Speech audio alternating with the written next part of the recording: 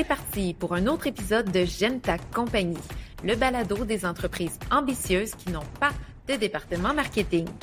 Depuis plusieurs années, notre équipe accompagne des entreprises dans le développement de plans marketing et dans la concrétisation de leurs ambitions.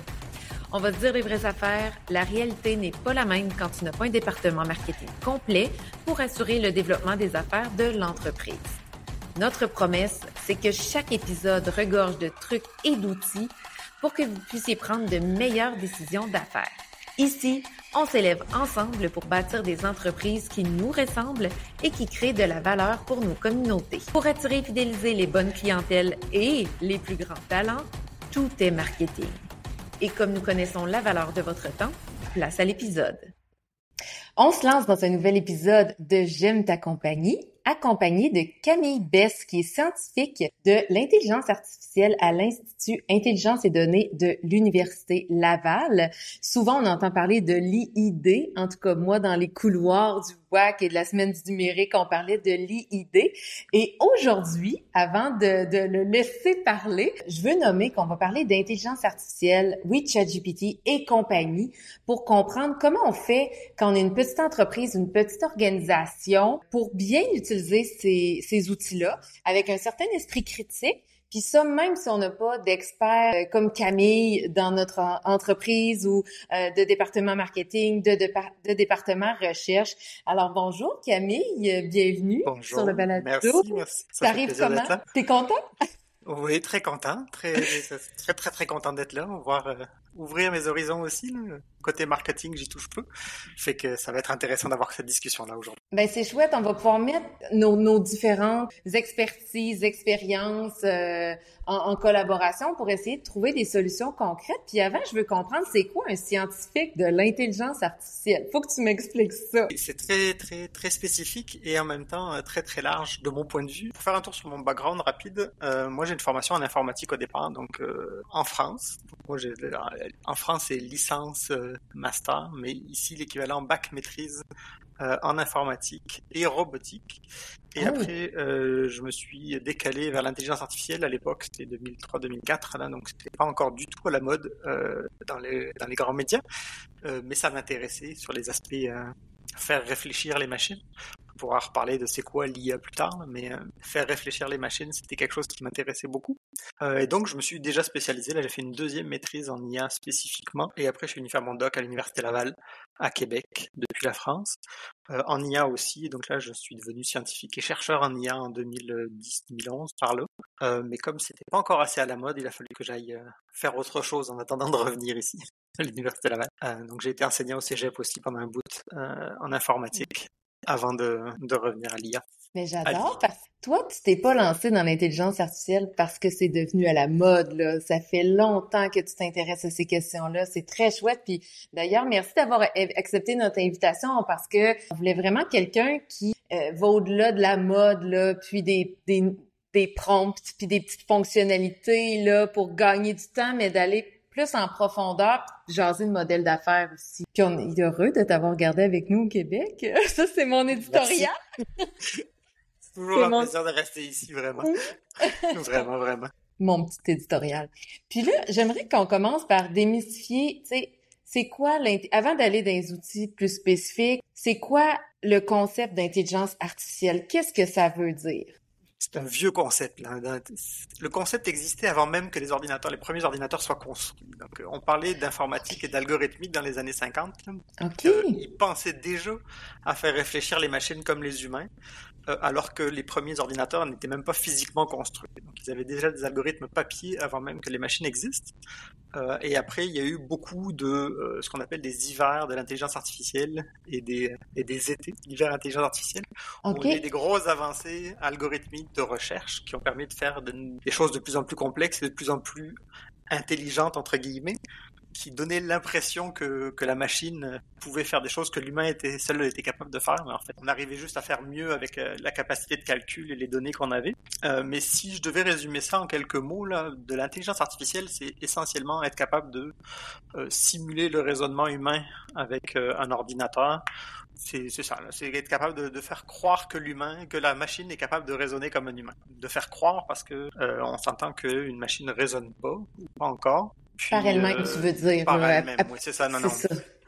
Elle est juste bonne pour résoudre des petites tâches. Puis ce qu'on entend aujourd'hui, là, c'est, pour rester sur le terme intelligence artificielle, on entend beaucoup parler d'apprentissage automatique ou machine learning en anglais. Et ça, en fait, c'est un paradigme qui est apparu un peu plus tardivement que les années 50, là, plus dans les années 80.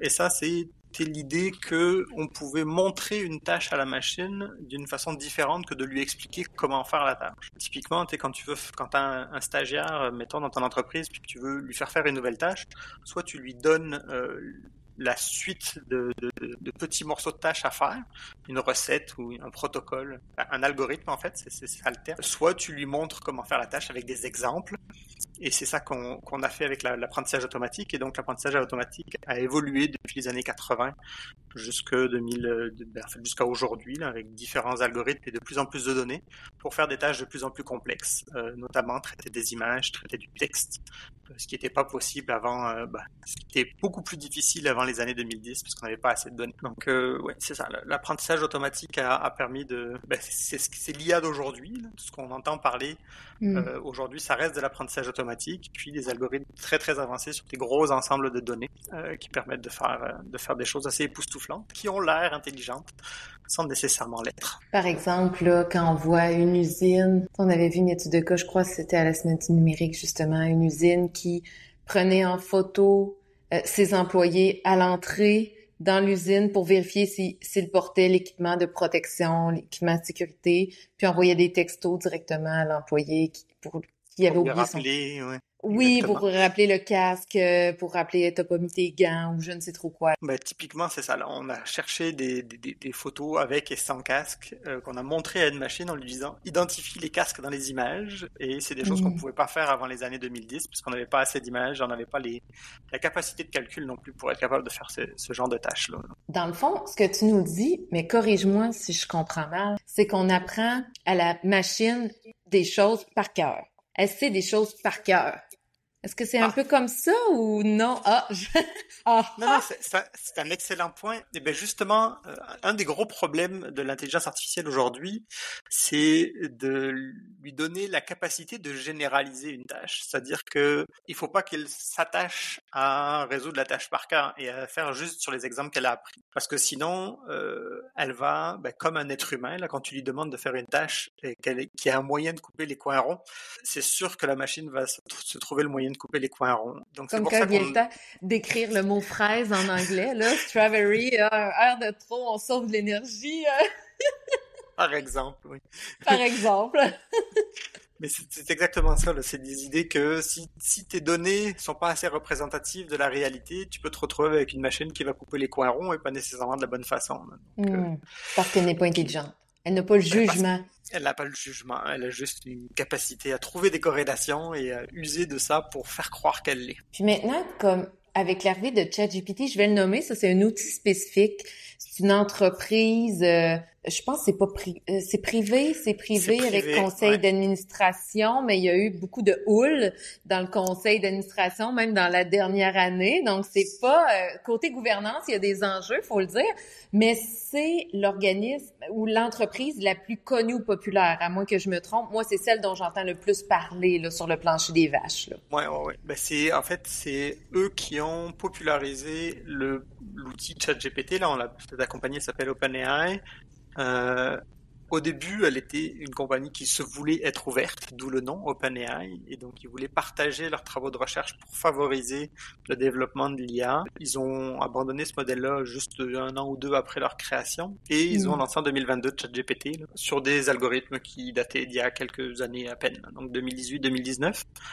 Et depuis OpenAI, il y a au moins 2 autres gros joueurs qui les ont rejoints. Là. Il y a Microsoft avec Bing Copilot, puis Google avec à l'époque, il s'appelait, je sais même plus comment il s'appelait, Bard, qui est devenu Gemini ensuite. Oui, mais quand tu veux dire les a rejoints, tu veux dire ont développé des outils aussi avancés qu'eux ou se sont associés en partenariat?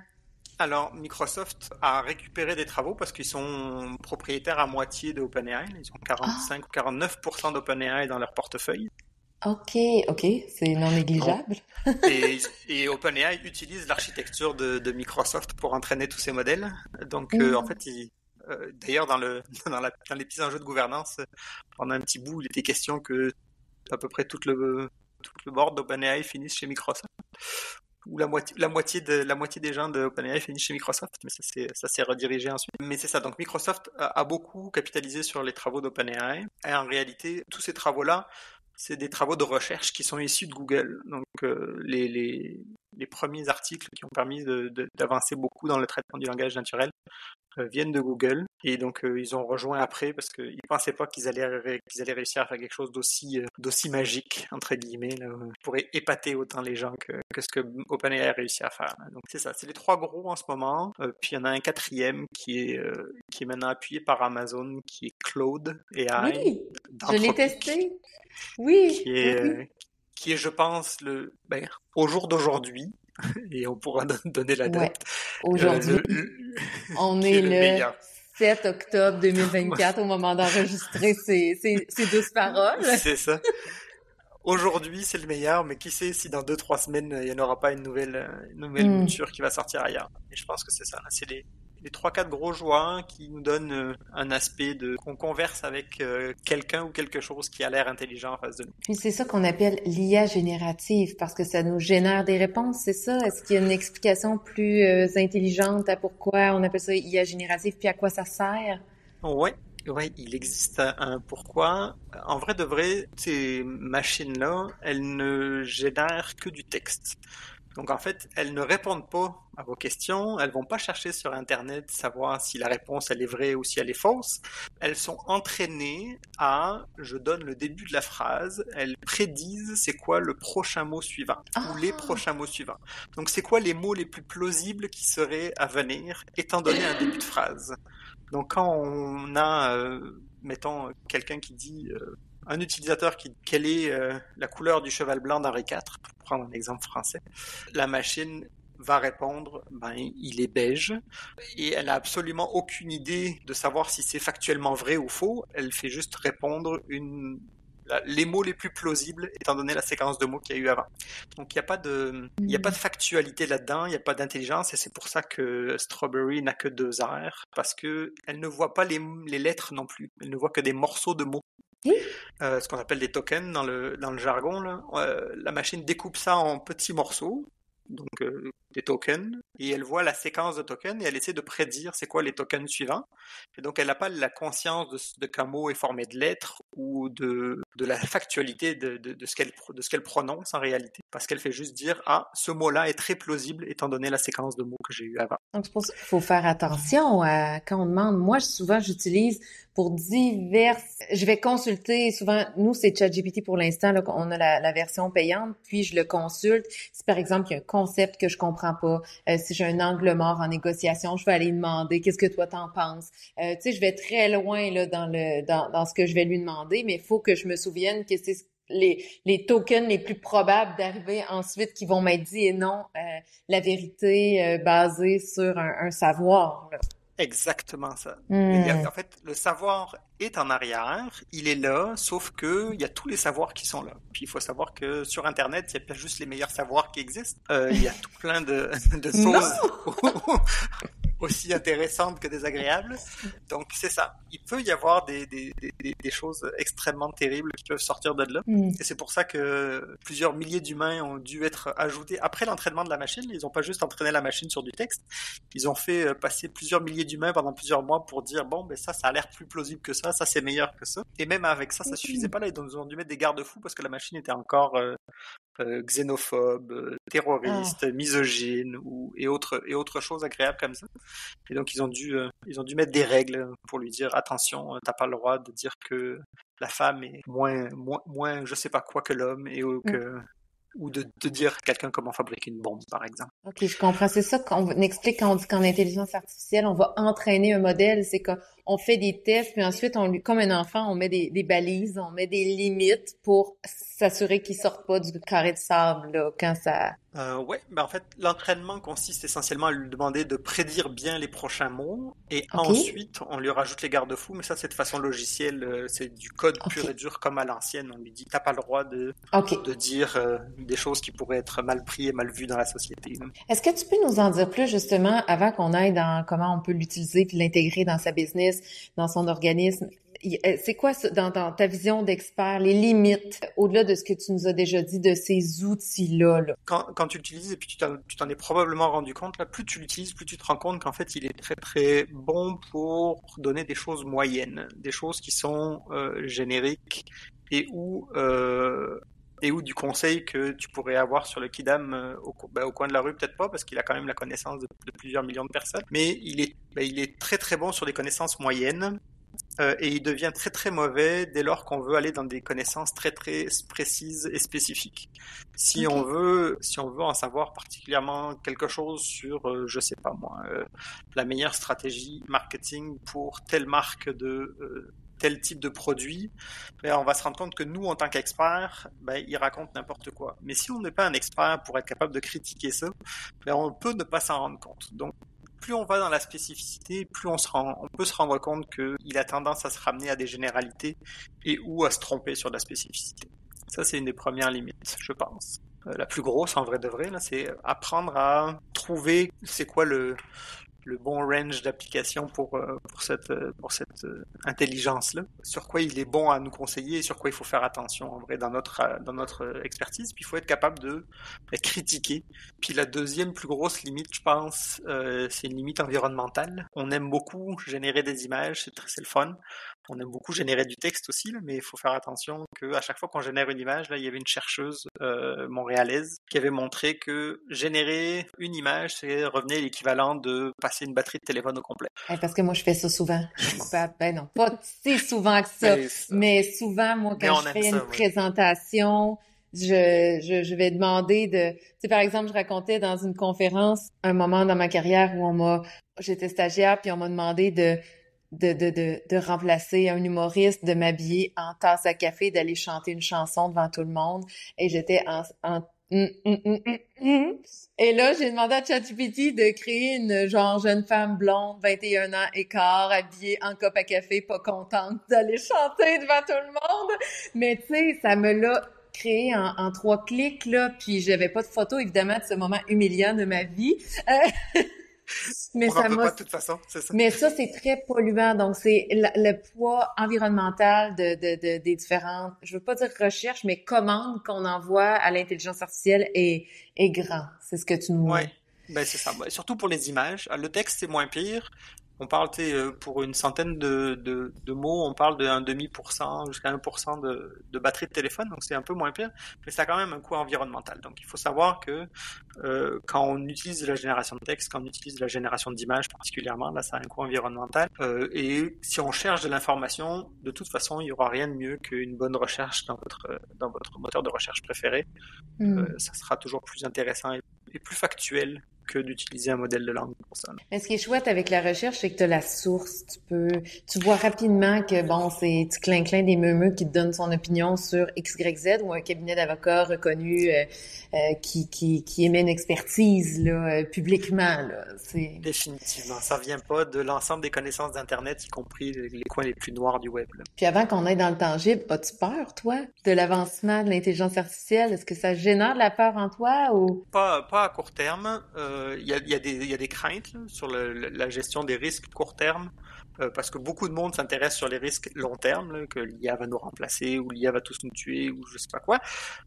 J'y crois pas tant que ça à ces choses-là, mais il y a des petits risques à court terme, notamment le risque environnemental, le risque de la transformation du travail, puis de la gestion des inégalités, tout plein de choses qui sont moins parlées dans les médias et plus critiques selon moi que l'IA va tous nous tuer parce que ça n'arrivera pas le lendemain. Puis quand on est une entreprise là où je parle d'organismes aussi parce que pour siéger sur des conseils d'administration d'organismes non lucratifs, j'observe que il faut embarquer dans le jeu. Là. Tout le monde doit embarquer entre guillemets sur la game là, faut être dans le game parce que sinon on peut vite être dépassé. Comment on fait pour savoir si on est en retard par rapport aux autres? Est-ce qu'il y a moyen? Comment on fait pour se dire, même moi à la firme, je veux dire, on a une certaine utilisation, mais est-ce que je suis en train de passer à côté ou est-ce que tu sais, je place mes pions correctement pour être encore ouverte et productive dans 5 ans. C'est certain que, puis je sais pas les derniers chiffres en tête là, mais je pense qu'on est à moins de 20% d'utilisation de l'IA dans les organisations. C'est pas tout le monde qui a pris ce réflexe-là. Puis peut-être qu'on est biaisé. Hein, je veux dire, moi on a notre propre chambre d'écho, on a l'impression que tout le monde en fait, puis qu'on est les seuls à pas assez en faire. Mais en vrai de vrai, ça se peut que l'ensemble du monde manufacturier, et il y en a beaucoup qui sont pas rendus là encore. Il y en a encore qui sont au fax, on ne dira pas qui. Donc, tu sais, on les salue. Ils peuvent essayer de nous envoyer un petit coucou, mais bon, ils vont chercher longtemps le numéro. C'est exactement ça. Donc, on n'est pas si en retard que ça. Et puis, vaut mieux être prudent dans son adoption, puis trouver les bons cas d'usage qui nous conviennent, plutôt que de se pitcher dedans, puis finalement faire une bourde qui aura un effet sur la crédibilité à long terme. Comment on fait ça? Comment, tu as parlé faut développer notre esprit critique, faut se trouver des cadres de référence, voir comment on peut bien s'y prendre, mais en considérant les limites de l'outil. Est-ce que tu as des trucs pour nous? Oui. L'essayer déjà à titre personnel, là, dans un premier temps. C'est important de juste voir le compte gratuit de Copilot est accessible assez facilement. ChatGPT aussi est accessible gratuitement assez simplement. Faut juste, si vous avez un compte, pensez à décocher la case pour pas donner vos conversations à OpenAI. Si vous allez sur Claude, lui ne prend pas vos conversations par défaut, mais vous avez juste le droit à 5 ou 6 interactions par 5 ou 6 heures, là, donc c'est quand même assez limité. Mais ça permet de voir c'est quoi les avantages et les inconvénients de chacun, puis de voir qu'est-ce que vous pouvez en tirer pour vous. Et c'est, je pense, là la clé, là, c'est de trouver votre cas d'usage ou vos cas d'usage qui vous paraissent les plus pertinents pour vos tâches à réaliser dans la journée. On parlait de conseil d'administration, là, faire des résumés de notes de meeting ou préparer un ordre du jour étant donné des meetings précédents. C'est des tâches qui sont extrêmement faciles à automatiser et qui sont faciles aussi à critiquer ensuite. Là, on est capable de relire assez rapidement qu'il n'y a pas de niaiserie qui a été rentrée dedans. Et même s'il y en a une, ça sera facile de l'ajuster par la suite. De mitiger les risques, c'est important aussi, que ce soit pas face à des clients directement, ou comme pour vendre des voitures à $1 par exemple. On a vu passer ça aussi dans le passé, là. Ou rembourser des billets d'avion parce qu'on ne sait pas lire nos propres conditions d'utilisation. Il s'est passé des choses comme ça aussi. Donc c'est être capable de trouver des cas d'usage qui sont à petit risque et à bonne valeur ajoutée, où on perd beaucoup de temps à rédiger des choses qui sont pas très à risque. Puis je pense que c'est ça les meilleurs cas d'usage pour le moment à commencer. Puis plus on est à l'aise avec ça et plus on trouve des cas d'utilisation qui nous intéressent. Mais c'est cute ce que tu dis parce que c'est clair que si quelqu'un entre dans le compte ChatGPT de la firme, il va pouvoir voir des recherches comme il me reste ça dans le frigo, j'ai le goût de manger ça, écris-moi une recette. Ou encore, tu sais, moi j'ai eu des petits soucis de santé dans les dernières années, j'ai dû ajuster un peu mon alimentation. J'aimerais une recette de pain aux bananes sans gluten, sans produits laitiers, conçois-moi. Puis c'est vrai qu'il y a aucun risque à ça. Dans le fond, au pire, mon pain aux bananes, il est un petit peu ordinaire, je l'ajuste, mais je risque pas ma crédibilité professionnelle là, basée là-dessus là. Est-ce que ça permet d'avoir une bonne appréciation de ce qui sort aussi. Là. Même dans un conseil d'administration, si ton ordre du jour il est pas parfait, tu peux l'ajuster à la volée sans que tes autres administrateurs se rendent compte que tu as fait ton ordre du jour par ChatGPT aussi, là, par exemple. Il y a plein de choses qui nous paraissent absolument pas. Puis même, j'aimerais ça qu'on lance, plus tard, je dirais plus précis, nous, dans la firme, dans certains processus que je peux décortiquer et partager pour démontrer comment nous, on l'utilise vraiment d'un point de vue opérationnel à chaque semaine. Mais j'aimerais ça qu'on lance, tu sais, tout azimut, des façons de l'utiliser que toi, tu as observé. Tu dis, hey, c'est bien une bonne idée, ça, d'utiliser l'intelligence artificielle pour ABC. Tu as parlé d'ordre du jour, tu as parlé de récapitulatif de rencontres, de notes de rencontres.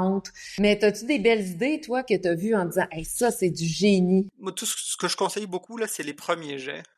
faire, tu sais, plus de syndrome de la page blanche, là. C'est terminé ce monde du temps-là, là. Tu fais juste demander à ChatGPT de pondre quelque chose, même aussi mauvais que ça sera, ça t'empêchera pas de te dire, ah ben j'ai déjà des structures de phrases, j'ai déjà une structure de document, je peux déjà compléter avec mes connaissances à moi dans quelque chose qui est structuré.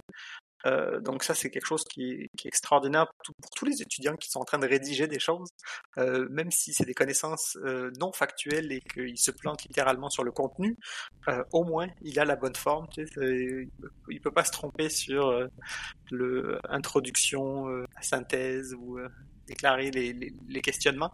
Même si les questionnements sont pas bons, c'est toujours possible de le retravailler ensuite, là. Donc tout ce qui aide à la rédaction en premier jet, c'est extraordinaire. Dans les trucs magiques aussi, c'est la recherche documentaire, mais spécialisée. Ces outils-là, maintenant, te proposent, tu leur donnes un tas de PDF. Donc là, c'est sur des comptes payants, par contre.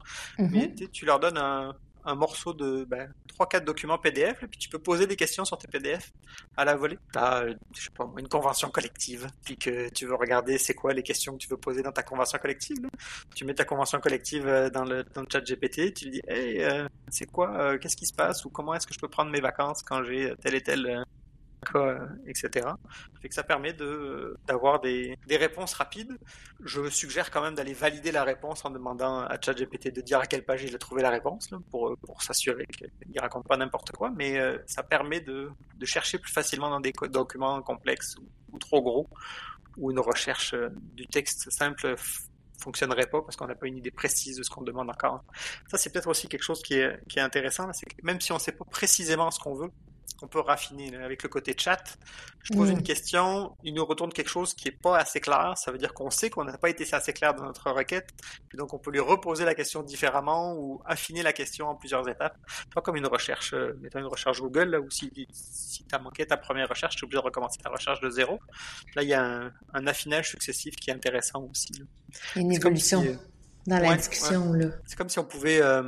le terme que j'aime employer, là, c'est comme si on pouvait programmer en langage naturel, presque. Là, tu es en train d'essayer de trouver quelque chose avec la machine, de communiquer avec la machine, ce que ton besoin, et elle te le résout quasiment ou presque. Moi, tu vois, j'essayais de trouver d'autres exemples concrets, mais il y a une fois où ça m'a été très utile, c'est, tu sais, les fameux formulaires en 200 mots, là. Bon, ben, moi, j'écrivais tu sais, je disais, voici les idées que je veux formuler, mais formule-moi ça simplement en 200 mots, entre autres. Là, ça, c'est le genre de truc dans lequel il excelle, là, parce que moi, j'ai trouvé les idées, mais lui, bof, il me place les mots. Je te mets 600 mots d'idées, résume-le-moi en 200 mots, s'il vous plaît, n'oublie pas de préciser exactement ça, là. Ouais. Ça, c'est extraordinaire. Aussi, enlever des émotions, ajouter des émotions, parce que c'est drôle. Moi, je parlais avec mon chum qui est un programmeur back-end, vraiment. Mon chum, c'est un peu comme, c'est quasiment une machine, des fois, là, OK? Puis moi, je disais... Je comprends ça parfaitement. Tu connais cette population d'individus. Puis c'était tellement drôle, parce que j'en ai fait un post LinkedIn une fois. J'ai dit, ah, c'est chouette, chérie, parce que... Tu sais, quand j'ai des courriels difficiles à écrire, trop émotifs, je l'écris en premier jet, puis je dis, écris-moi ça, pas d'émotion. Tu sais, reformule-moi le tout de façon plus détachée, moins d'émotion, plus factuelle, pour justement que ça soit bien reçu de l'autre côté. Puis là, mon chum me disait, ah, c'est drôle, moi, je l'utilise pour être plus humain. C'est magnifique, cet outil. Définitivement. Ah, mais ça, je trouvais ça vraiment comique. Puis je me disais, même pour des personnes plus neuroatypiques qui veulent formuler certains points très factuels, très mathématiques, mais l'écrire de façon plus humaine, ça peut être un super outil. Une fois en anglais, tu sais, moi, je suis bilingue fonctionnelle. Tu sais, j'ai travaillé en télévision. On a lancé une chaîne américaine en français au Québec. On travaillait avec des équipes en anglais. Ça fonctionnait très bien. Mais quand j'écris un courriel en anglais, le temps que ça me prend, ça peut me prendre 15 minutes pour un courriel qui me prend 3 minutes en français. Donc là, ben, je prends le courriel en français, je l'envoie en anglais. Il est tout bien écrit, je suis plus crédible, je fais moins de fautes grammaticales. La syntaxe est parfaite. Ouais, exact, exact. Il faut juste faire attention au vocabulaire. Il faut le cadrer sur le vocabulaire parce que sinon, il a tendance à être plein de superlatifs et à la façon un peu trop intense. Là, mais tu ne peux pas comprendre ce que t'envoies. Non. C'est ça, c'est un point. Le jugement critique, c'est important.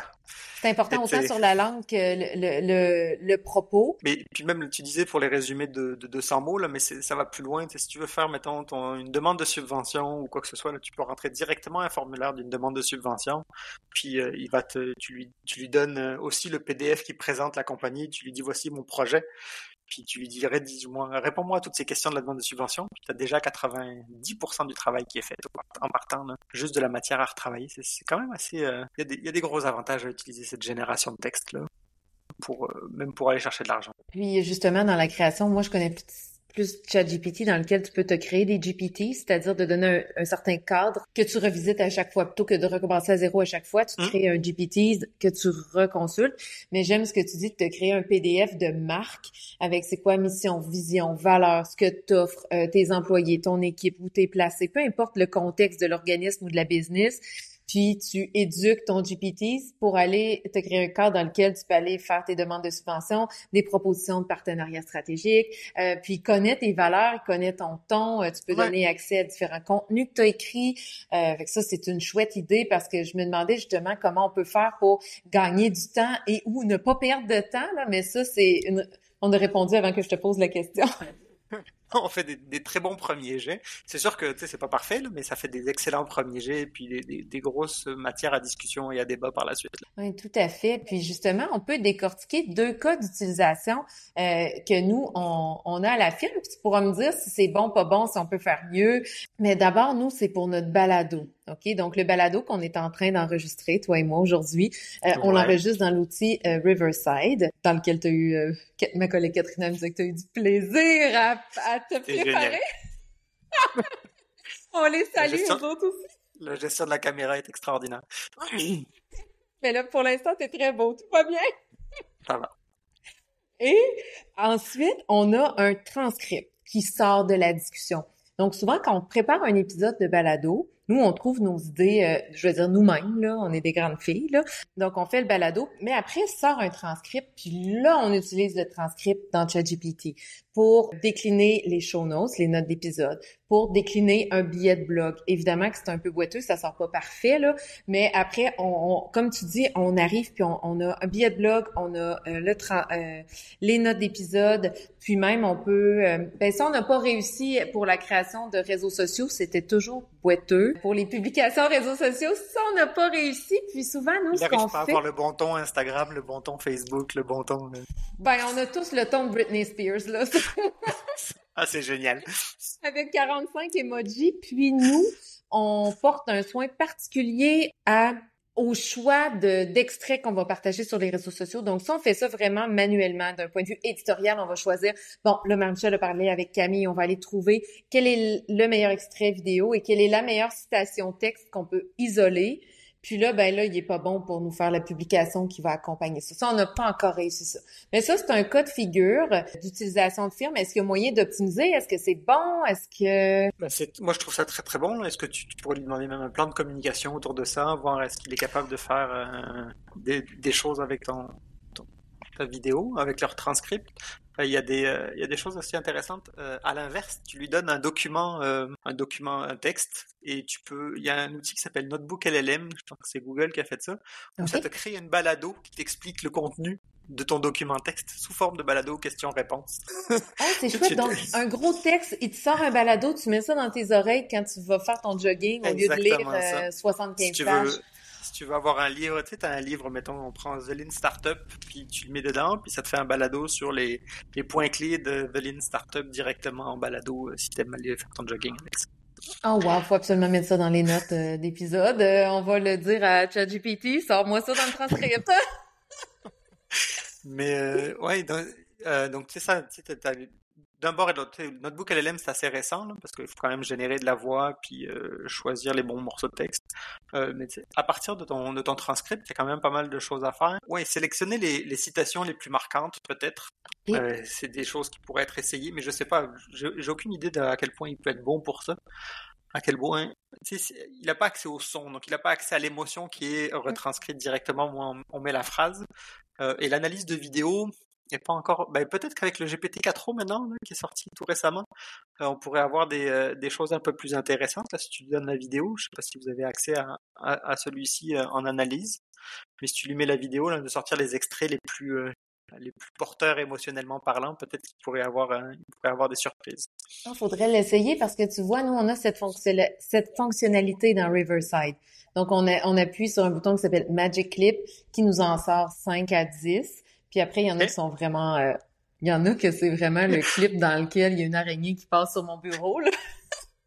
Il a senti l'émotion, mais c'était pas nécessairement... Peut-être qu'on voulait retranscrire, c'est ça. T'as tout compris, alors c'est là, on flush. Contrepartie, des fois, c'est vraiment très bon. Des fois, il est en plein dessus, puis on va juste corriger. L'autre figure, ben, t'en as parlé un petit peu, mais c'est les notes de rencontres. Puis moi, j'ai toutes sortes de rencontres. Par exemple, des rencontres exploratoires. Tu sais, moi, je dois faire des devis. Puis moi, dans la vie, je ne suis pas subventionnée. Donc, si, disons que moi, je fais 10 rencontres exploratoires par mois, des 10, il y a à peu près 5 qui vont me donner de l'argent, qui vont me dire oui, on travaille ensemble, puis 5 qui vont dire ah non, merci, finalement, non. Mais moi, je vais avoir quand même mis le même temps, la même énergie sur la rencontre, faire un beau document, tout ça. Donc, ma nouvelle façon de travailler, moi, j'ai toujours un Google Form dans lequel je réponds j'ai un agenda très précis dans les rencontres exploratoires, c'est toujours les mêmes questions. Puis ça me donne de la belle donnée aussi. Ah, puis ça me donne une idée pour le futur. Mais j'utilise les réponses transcrites à la mitaine avec mes doigts pendant la rencontre dans ChatGPT pour essayer d'isoler, OK, c'est quoi les réels objectifs? Puis ça m'aide à gagner du temps pour faire des offres de services parce que moi, c'est énormément chronophage et je ne suis pas nécessairement toujours rémunérée pour ça. Donc, si je mets 5 heures par offre de service, mon entreprise va rentrer dans le mur. Donc, j'ai besoin de ça pour m'aider à aller plus rapidement.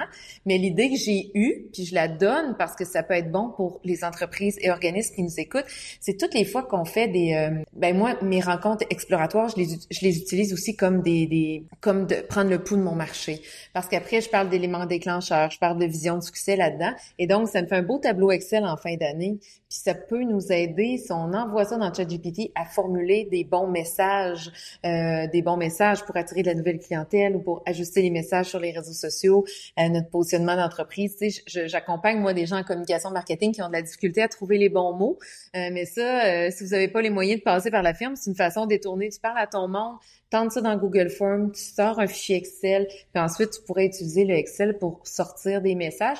Mais quand je te dis ça, est-ce que tu vois des opportunités ou d'autres idées le fun qui montent en toi? Ben, il y a plein de choses là, qui sortent. Là, tu dis que tu fais le transcript à la main, qui répond à des questions. Déjà, là, le transcript pourrait être automatisé ou presque. Si il y a des outils qui viennent écouter ta conversation et tu pourrais demander à ces outils-là de répondre à des questions précises par rapport à un document pendant la conversation. Toi, tu fais juste suivre ton script à toi, puis c'est l'outil qui répond aux questions. Il faut juste faire attention.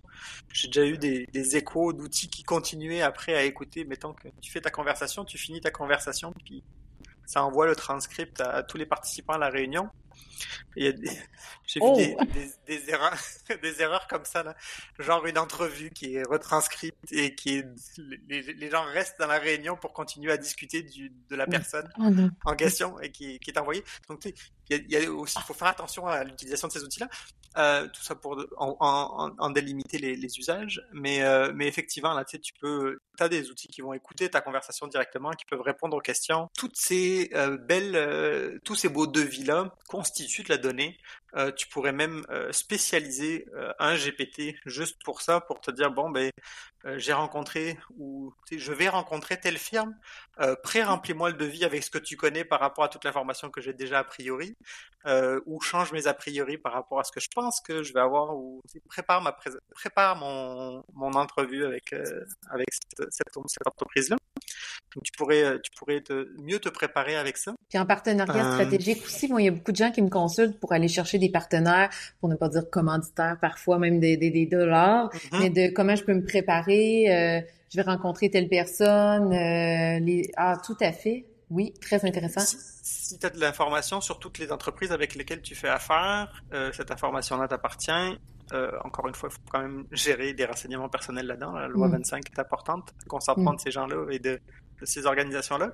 Mais encore une fois, si tu as déjà des liens qui sont faits puis que tu as cette donnée-là quelque part dans un fichier Excel ou quoi que ce soit, il n'y a rien qui t'empêche de demander à un GPT qui lit le fichier Excel de te faire des recommandations de partenariats auxquels tu n'aurais pas nécessairement pensé parce que tu l'as pas vu dans les descriptions textuelles de ces entreprises-là, parce qu'il y en a qui font des choses que tu n'es pas au courant, mais que c'est écrit dans leur mission, valeur, vision ou quoi que ce soit.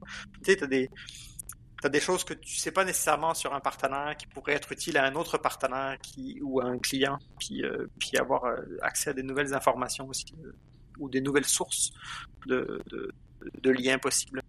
Mais dans le fond, quand tu disais faire attention, c'est que quand on couche de l'information dans ces outils-là, il faut que ce soit de l'information qui n'est pas nécessairement confidentielle ou qui relève de la donnée personnelle parce que là, ça ne t'appartient plus quand c'est envoyé dans la machine. Il y a deux aspects, là, c'est ça. Le premier, ça dépend le compte de ChatGPT que vous utilisez. Là. Si tu utilises le compte Teams ou entreprise, normalement, tu es protégé.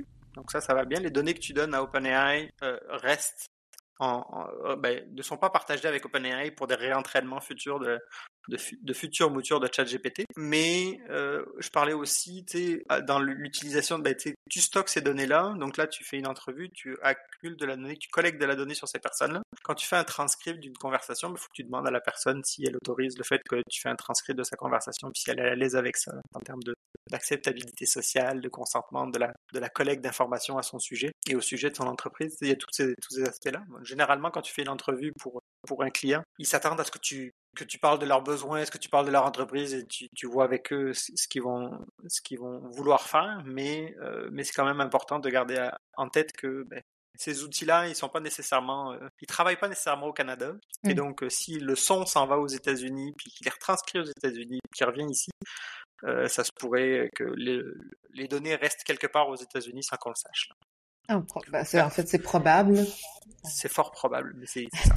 Il y a tous ces petits détails-là que quand ça a l'air facile d'utilisation, il y a quand même des détails techniques en arrière. Puis ton chum pourrait en parler beaucoup plus que moi là, à ce moment-là, mais c'est ça. Il se passe des choses en arrière qu'on n'est pas nécessairement au courant. Il faut faire attention dans les utilisations de ces outils-là aussi. C'est drôle, mon chum, ce qu'il dit, c'est que souvent, il y a pas beaucoup de gens dans l'équipe qui ont accès à beaucoup de données, finalement. On l'a vu avec le Code Desjardins au Québec, là, comme ce qui est arrivé. Puis, c'est difficile d'être certain que tout le monde est là de bonne foi, de façon confidentielle. Puis, même si tu restreins l'accès au minimum, quand tu as des énormes équipes de travail en programmation, tout ça, oui, il y a plein de monde qui voit plein de choses tout le temps. Ça c'est certain. Puis, il faut arrêter de croire que c'est pas le cas. C'est un peu naïf. En fait, ça se fait pas tout seul, là. En fait, c'est ça qu'il faut. C'est pas une machine qui est née d'elle-même puis qu'il y a personne en arrière de la base de données, là. Clairement, toutes les données peuvent être vues et réutilisées à un moment ou à un autre, là. Fait que c'est d'agir de cette façon-là avec clairvoyance. Est-ce que on peut revenir, t'as parlé des outils les plus populaires, j'aurais aimé vite fait qu'on regarde force, faiblesse, comparer les outils entre eux, version payante, pas payante. T'as parlé entre autres de ChatGPT puis la version entreprise, tu disais, ou équipe là qui a une meilleure protection de la donnée. Fait que si on revient tes trois must, est-ce que là t'en as nommé 4 là, il y avait ChatGPT, Bard, Gemini ou Gemini puis Claude. Gemini, c'est le même, là, il a juste changé de nom entre OK, non, c'est quoi l'autre? C'est Copilot. C'est Copilot Okay. de Microsoft. Oui. Donc ouais, c'est ça. Là, c'est les 4 générateurs de texte, les chatbots les plus utilisés aujourd'hui, je pense. Je sais pas si il y en a d'autres, comme tu as déjà fait affaire avec Perplexity AI qui permet de faire un chatbot, mais qui va chercher sur Internet et puis qui te fournit tes sources quand tu lui poses des questions.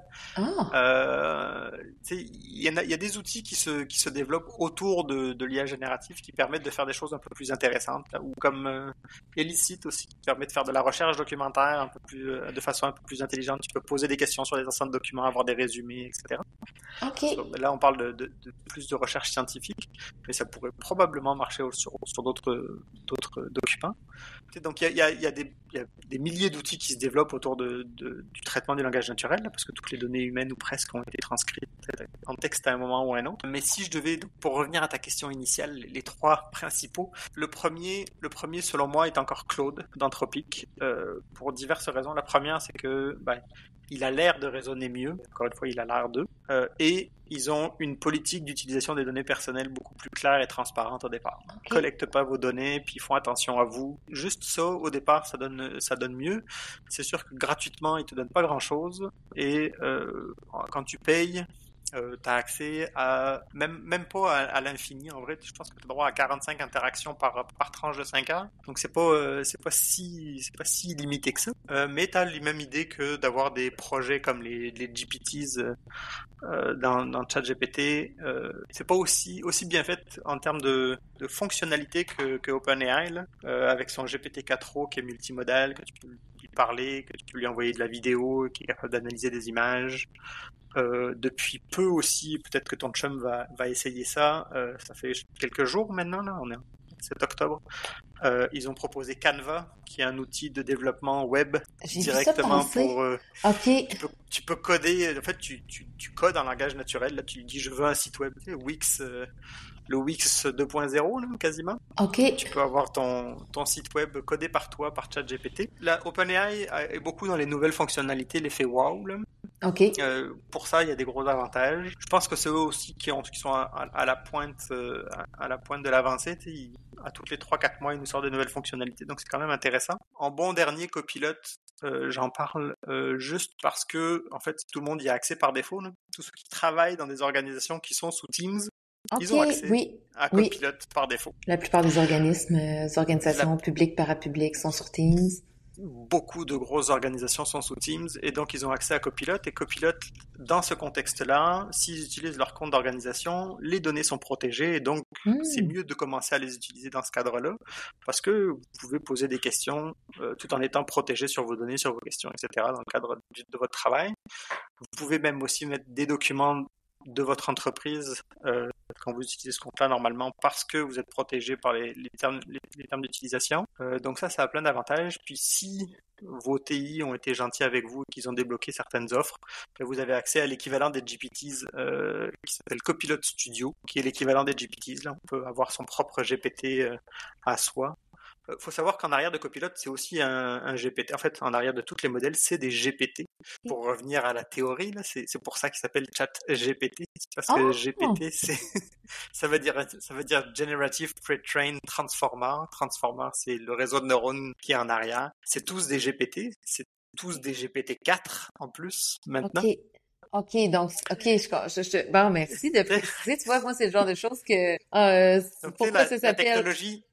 La technologie, c'est la même en arrière. La seule différence entre les différents services, c'est les données qu'ils ont mis dedans, à quel point ils ont fait attention aux données qu'ils ont mis dedans et les garde-fous qu'ils mettent pour éviter tel ou tel comportement. Et après, dans certains cas bien particuliers, là, comme OpenAI, ils rajoutent des modèles à côté pour traiter la vidéo, traiter le texte, traiter le son de façon particulière. Là, on appelle ça des mixtures d'experts dans le jargon, qui permettent de dire, on a un modèle qui traite bien la vidéo, un modèle qui traite bien le son, puis ils se parlent entre eux d'une certaine façon que je détaillerai pas ici, ce serait trop technique, mais ça permet d'avoir quelque chose qui est plus utilisable côté expérience utilisateur, tout en étant des morceaux d'IA assemblés en arrière. Donc, en termes de fonctionnalité, je pense que ChatGPT, c'est le plus avancé. En termes d'utilisabilité dans les grosses organisations, moyennes organisations qui ont Teams, allez-y avec Copilot, c'est gratuit, puis vous l'avez à l'infini ou quasiment. Puis si vous avez un petit peu d'argent, puis que vous voulez essayer quelque chose d'un peu plus éthique, allez-y avec Claude. Et là, tu me donnes le goût. Recommandations. Tu me donnes le goût parce que, mais tu sais, je voyais qu'il y avait une augmentation de coût à venir pour ChatGPT, mais je trouvais qu'il y avait quand même des belles fonctionnalités là avec DALL-E, là, entre autres, là, que moi j'utilise pour la création d'images dans mes présentations. Ben, c'est super. Et je pense pas que tu l'auras pas dans Claude, tu n'auras pas de génération d'images typiquement avec Claude. Tu vas l'avoir, DALL-E, tu y as accès avec Copilot, tu y as accès avec, parce que c'est le même qu'en arrière.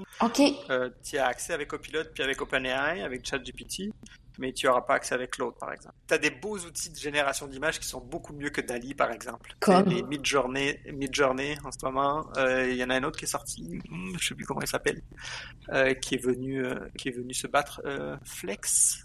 Je pense. Il faudrait que je vérifie. On fera des recherches, puis on mettra tout ça en note et on va aller s'amuser. Dans la génération d'images, il y a des outils plus performants que DALL-E qui sont vraiment spécialisés dans la génération d'images. DALL-E, c'est un des premiers, puis qui a la fonctionnalité en place, mais il y a des choses beaucoup plus amusantes et beaucoup plus précises, surtout beaucoup plus réalistes qui peuvent être faites là.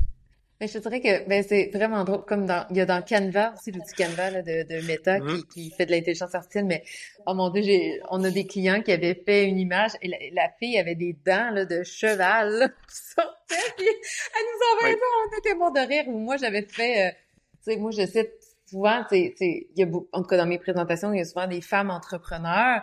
Puis la conception d'une femme entrepreneur, c'est toujours avec un complet. En tout cas, il y a des façons très stéréotypées de représenter les femmes. Puis des fois, on a 3 bras aussi. Je sais pas pourquoi. Peut-être parce qu'on est capable d'en faire beaucoup. 3 bras, 7 doigts et des dents de cheval. Faut toujours regarder comme il faut ces images parce que il y a vraiment des petites incohérences subtiles puis des fois le look and feel est extraordinaire. Puis même moi je le nomme là aussi, c'est un autre truc que je donne à tout le monde. Je prends mes normes graphiques de marque pour la firme marketing, j'envoie ça et je demande de me faire des illustrations dans les bonnes couleurs, puis c'est on brand là, c'est super chouette, mais des fois c'est ça, le 3e bras, je l'ai pas vu tout de suite, je dis oh wow, c'est chouette là. Un petit peu, je compte 3 bras. Oh non! Et ça, Adobe Photoshop a fait de l'édition d'images son cheval de bataille, là, avec de l'IA générative. On est face à un morceau d'image, puis il te régénère le morceau d'image juste intégré avec tout le reste de l'image. Ça fonctionne extrêmement bien. Il y a beaucoup de choses qui se font autour de l'édition de l'image aussi à venir. Là. Et même en vidéo. L'autre jour, mon beau-frère réalise la vidéo, OK? Puis il est très talentueux. Puis en tout cas, sur un dossier qu'on faisait ensemble, il nous envoyait un clip. Puis c'était des comédiennes qui jouaient une scène dans une urgence, une infirmière avec sa patiente. Et c'est 2 comédiennes francophones. Et l'outil a repris les voix des comédiennes, a traduit en anglais et a doublé en anglais. Donc, on écoutait le clip en anglais avec les voix des mêmes comédiennes. Tu sais, c'était quelque chose. Puis, c'était pas parfait, mais ça accotait le doublage que nous, on voit en français. On est plus habitué aussi de voir du doublage français sur de l'anglais. C'est sûr qu'il y avait le décalage, c'est rarement un doublage en anglais, mais en tout cas, c'était fascinant. Avant qu'on se laisse, d'abord, un énorme merci d'avoir pris le temps de partager tes compétences et tes connaissances. Plaisir. Tu sais, t'es quelqu'un t'es solide dans ton domaine. Puis comme je le disais du départ, on voulait avoir une vraie discussion avec quelqu'un qui a la science en tête, la recherche, qui sait où on était avant, où on est maintenant, puis où on risque d'aller. Donc, on l'apprécie. Tu surfes pas sur une vague ou une mode, là, puis... Ah, ça non. Non, je suis dans la vague de fond, moi, depuis longtemps. Ben, puis c'est ça qu'on apprécie à la firme. Et avant de te quitter, si tu acceptes, on pose toujours on a un petit quiz qu'on appelle Aimes-tu ta compagnie?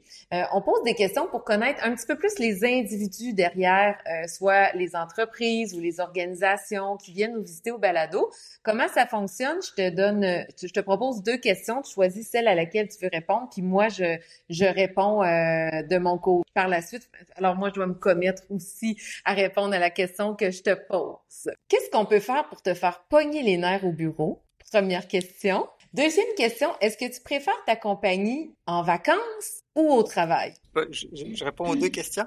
Tu choisis ta préférée. Si tu veux vraiment répondre aux 2, on peut prendre les 2 réponses, mais... Je vais répondre aux 2.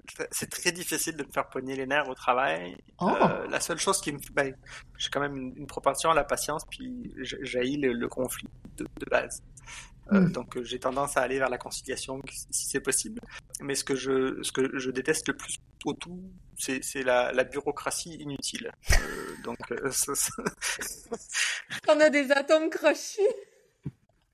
Donc dès qu'on me demande de remplir des formulaires qui ne servent à rien ou qui a juste 10% qui servent, ça m'horripile le plus au monde. Et surtout quand je dois le faire plusieurs fois et remplir plusieurs fois les mêmes informations. Ça c'est quelque chose qui m'énerve. Ostensiblement. Et l'autre question, non, je me préfère en vacances qu'au travail, toujours. Ah, qu'est-ce qui est derrière ça? Ah, c'est toujours plus agréable les vacances. Mais non, c'est que le travail, il y a des aspects vacances au travail, on va se le dire. Mais il n'y a pas autant de liberté qu'en vacances. On va le dire comme ça. C'est drôle parce que je pense qu'on se connaît pas personnellement. La première fois qu'on s'est rencontrés, c'est parce que je te parlais de mon projet de développement d'un outil numérique qui justement entre en phase test minimum viable dans les semaines à venir. Donc, lentement mais sûrement. Mais moi, si je réponds, puis je vais un peu à la même place que toi, c'est sûr que moi, si tu veux me faire pogner les nerfs, là, tu m'envoies un avis gouvernemental que je ne comprends pas, et là, j'appelle et je pose des questions, j'ai pas réponse, puis là, je me perds dans la maison des fous, puis là, je vois tout ce que j'ai à faire pour créer de la valeur pour ma société puis ma communauté, puis là, finalement, j'ai l'impression que ça me fait reculer, là. Alors ça, pour vrai, je peux pleurer.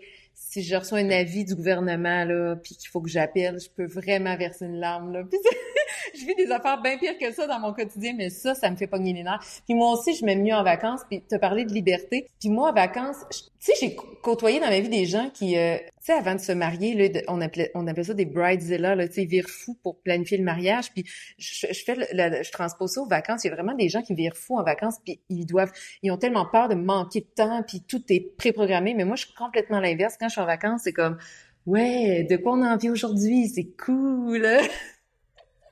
Qu'est-ce que j'ai prévu pour la prochaine minute? Exact. Fait que moi, je me cherche des amis qui sont comme moi pour prendre des vacances parce que souvent, j'ai de la misère à trouver des gens qui sont vraiment comme moi en vacances puis qui aussi, des fois, on fait beaucoup d'activités, des randos où on sort puis aussi qui sont capables de juste rien faire dans une journée, tu sais, puis d'apprécier ce qui est là, ici et maintenant, là. C'est important de savoir rien faire. Puis, avant qu'on se laisse, j'aimerais qu'on parle, on peut te rejoindre. Toi, tu travailles pour l'ID, on en a parlé. Qui peut aller vers toi en ce moment pour vous consulter et pour quel genre de dossier on t'appelle? En ce moment, on fait beaucoup d'accompagnement d'entreprises pour, c'est ça, de l'initiation à l'IA, du scoping de projets en IA, pour de l'accueil d'étudiants pour des projets en IA aussi. On vous aide à savoir si vous avez besoin de l'IA ou pas. Okay. On vous forme aussi, on fait des ateliers de littératie en IA, puis de voir c'est quoi un projet en IA, puis qu'est-ce que ça prend qui est différent d'un projet informatique, par exemple. OK. Parce que c'est des choses qui sont... Ça prend une certaine littératie particulière là, pour faire ce genre de choses-là. Et il y a des programmes d'aide, là, notamment le programme d'aide à la recherche industrielle du CNRC peut vous aider à vous donner des heures de consultation gratuite avec l'Institut pour avoir des professionnels qui discutent avec vous de votre besoin d'affaires, de votre problème d'affaires, puis de voir c'est quoi les meilleures solutions pour le résoudre. C'est 20 heures offertes par le Canada pour vous. OK.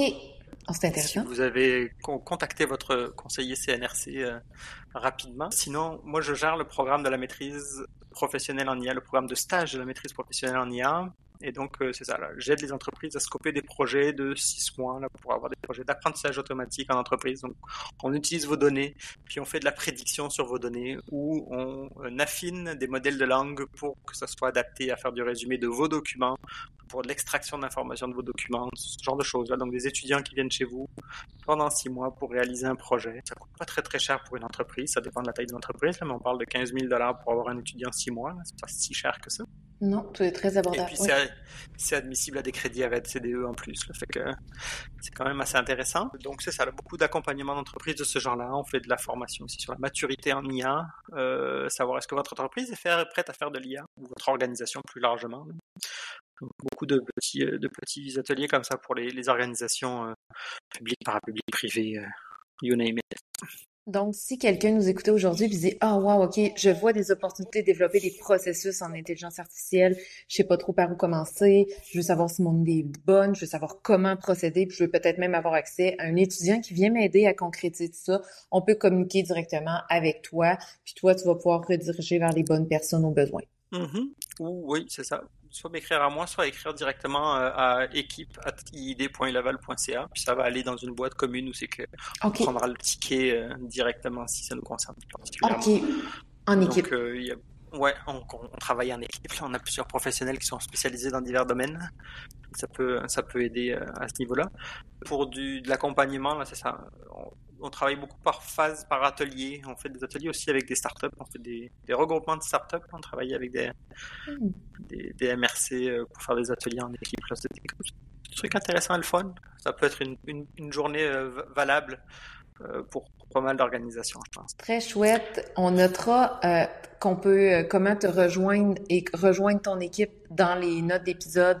Entre autres, là, tu as un site internet à toi, tu es présent sur LinkedIn, Camille Bess, LinkedIn, IID, Université Laval. Même chose, vous êtes présent, l'IID, sur YouTube. Il y a le site web de l'IID. Donc, on vous manquera pas. Puis j'ai vraiment hâte de te rappeler avec une base de données pour qu'on s'amuse ensemble. Il n'y a pas de problème. Hey, ben, je te remercie infiniment, Camille. Je te remercie infiniment d'avoir participé. As-tu aimé ma compagnie aujourd'hui? C'était extraordinaire. Oh, le mot est fort! Le mot est fort, là, mais non, c'est vrai, là, c'était...